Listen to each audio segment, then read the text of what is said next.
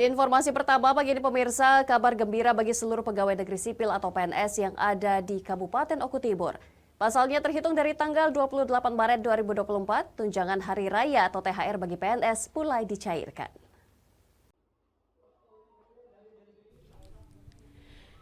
Hari Raya Idul Fitri tinggal menghitung hari. Berbagai keberkahan sangat terasa di bulan yang penuh berkah kali ini.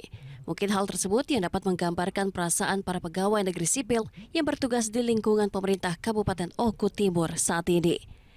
Bagaimana tidak, salah satu hal yang ditunggu-tunggu oleh seluruh pegawai negeri sipil dalam menyambut Hari Raya Idul Fitri kali ini ialah tunjangan Hari Raya atau THR. THR bagi PNS yang bertugas di lingkungan pemerintah Kabupaten Oku Timur mulai direalisasikan oleh Pemkab Oku Timur terhitung mulai tanggal 28 Maret 2024.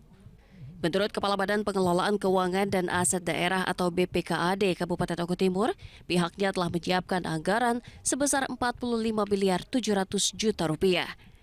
Dana tersebut nantinya akan diberikan kepada sekitar 6.700 PNS dan P3K yang bertugas di lingkungan pemerintah Kabupaten Oku Timur. BPKAD Oku Timur menyebutkan pihaknya telah mengikuti peraturan pemerintah yang mengatur proses pembayaran THR dimulai H-10 sebelum Lebaran. Langkah ini telah ditindaklanjuti dengan penerbitan peraturan Bupati yang berkaitan dengan pembayaran THR, gaji ke-13 dan TPP. Pembayaran THR ini didasarkan kepada peraturan pemerintah nomor 14 tahun 2024.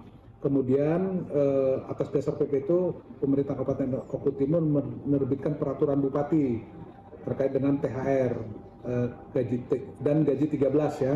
Nah itu sudah regulasinya sudah ada semua. Kemudian pemerintah Kabupaten Oku Timur sesuai dengan PP itu H-10. Dari Oku Timur, Jatmiko Francisco, iNews melaporkan.